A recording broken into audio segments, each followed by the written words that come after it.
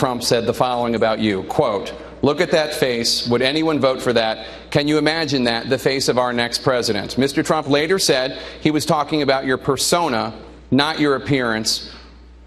Please feel free to respond what you think about his persona. Well, we continue now with Factor's post-debate analysis, and joining us from North Carolina, Bernie Goldberg. So how did the moderators do with questions like that? I thought that Jake Tapper did very well. He kept the trains running on time. I wasn't thrilled with cutting some of the answers off before they were finished, but that's not his fault, Bill, as much as it is the problem of the format. If they only had a minute or only 30 seconds, they should have expanded that in the beginning.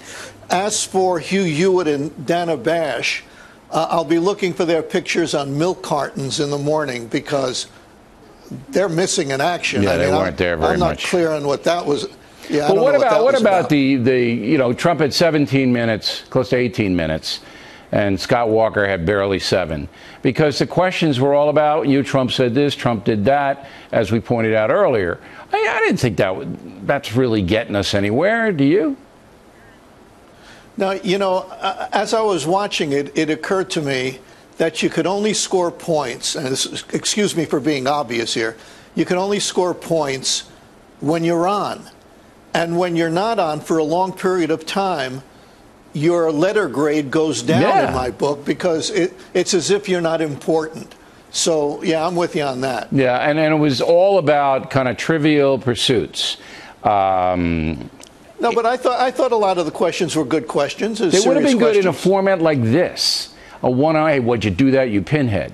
But in the people want to know, how are you going to get the economy back on track? What are you going to do with these ISIS savages? They don't want to know you told Rolling Stone that you don't think she's an attractive woman. I just didn't think it was there.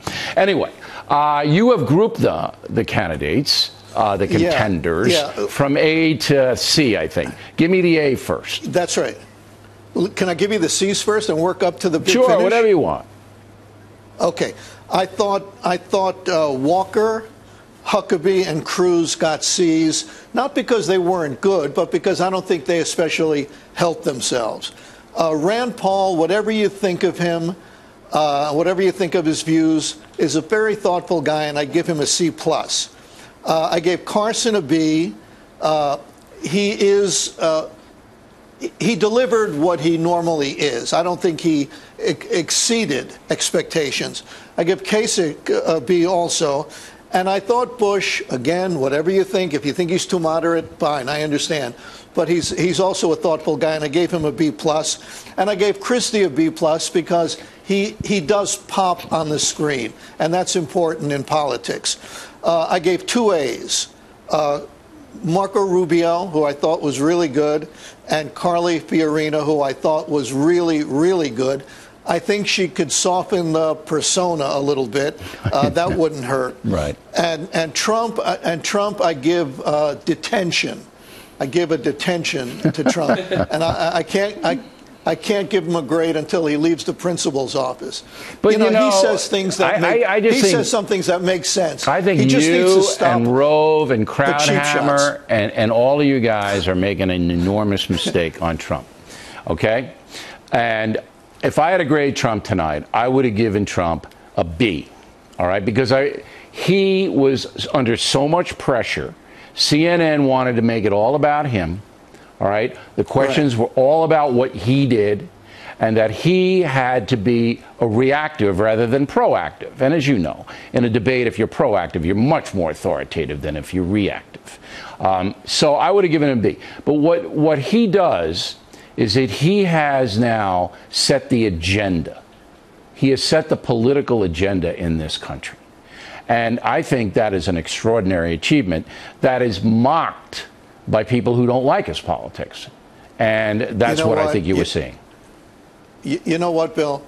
If somebody else were in first place on the Republican side, and that person had the personality, and this is not a put down, of somebody like Scott Walker, just a regular, Midwestern, nice, easy personality, he wouldn't get a tenth of the time that Trump is getting on television. And that's one of the reasons he's setting the agenda. But because he's getting more time literally than everybody else. No, Bernie, look, This guy has cojones. I hate to speak Spanish because he doesn't like it. All right? Trump doesn't like speaking Spanish. He's got cojones. And people are so angry. He's got cojones in his cabeza. Whatever it may be, Bernie. He's got it. And people are tired of wimpy, dishonest, phony Look, Bill, politicians. there's no question. We all understand the fascination with Donald Trump. But after he takes an incredibly cheap shot at Carly Fiorina, Mr. Brash, Mr. Tough, Mr. I'm not a politician, stands in front of all these millions of people and says, oh, Carly, you're beautiful. I just want everybody to know I think you're beautiful. He isn't even, and excuse the politically incorrect term, he isn't even man enough. He isn't even man enough to say, yeah, I said it, and if you don't like it, you can stick it. He then backs down.